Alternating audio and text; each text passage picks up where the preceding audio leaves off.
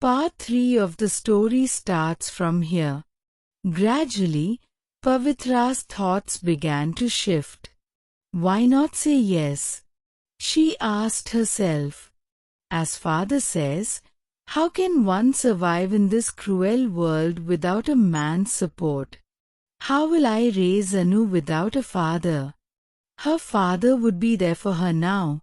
But for how long? His rheumatic pains often left him helpless, and his blood pressure worried her constantly. What would happen after his time? Then Venu's daughter came to mind. What if she rejects me? What if she cannot accept another woman sharing her father's love?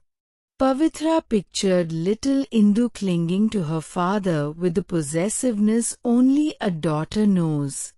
And what about Anu? Would she accept another man as her father? Would she embrace a new sister, or feel replaced?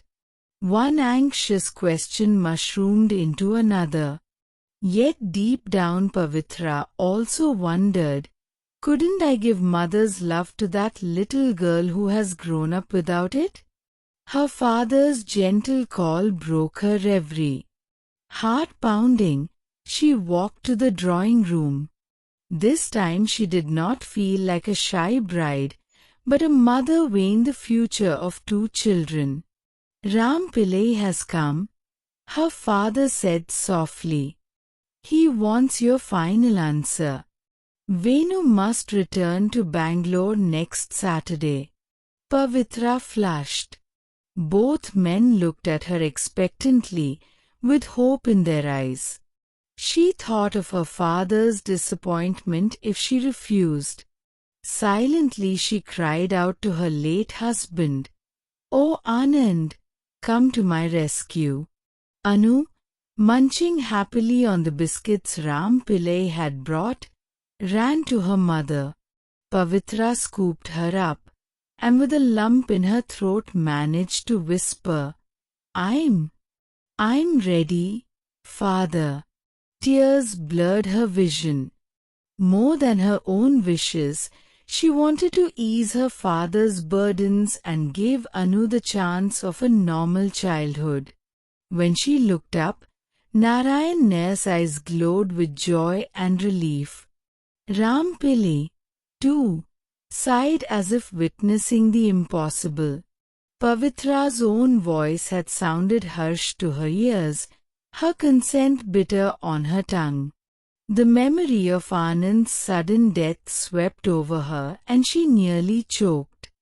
Did I truly say those words? She wondered.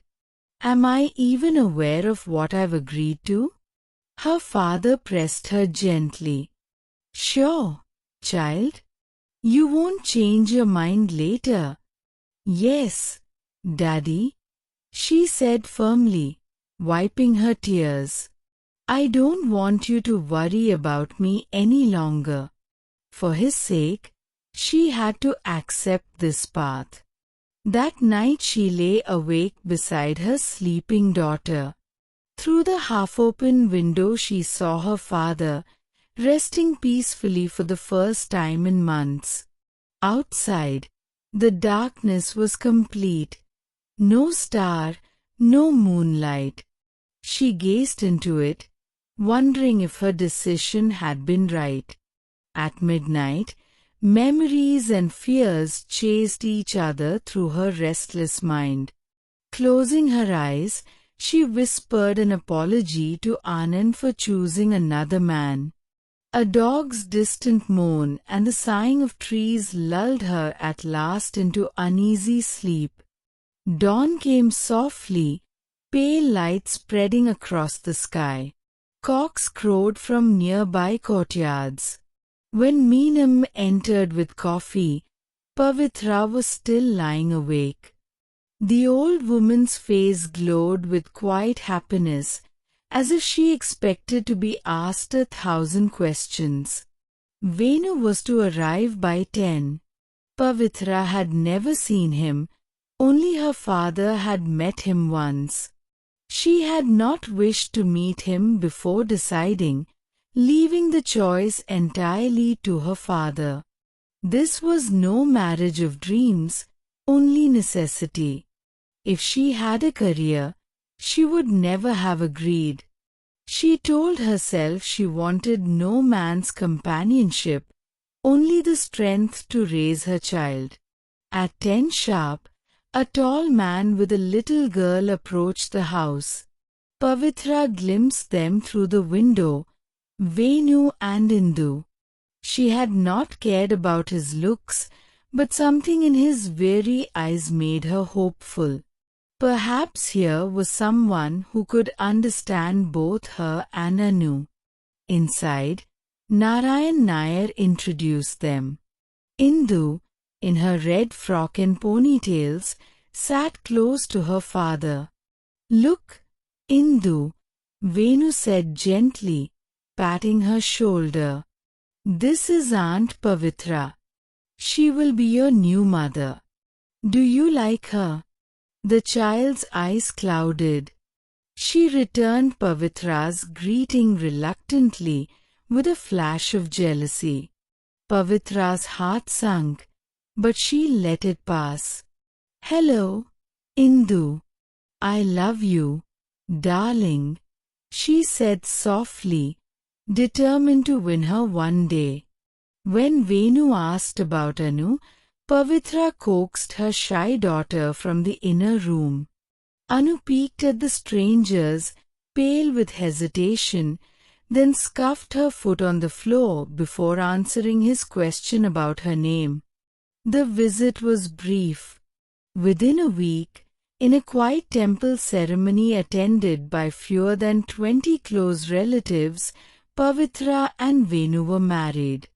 Tears stung her eyes as she thought of her first wedding with Anand. The silk sari, the gold ornaments, the shy joy of a young bride, the teasing of friends, the laughter. Now, in contrast, she felt no thrill, only resignation, and her father's joy. After the ceremony, they went to Venu's home.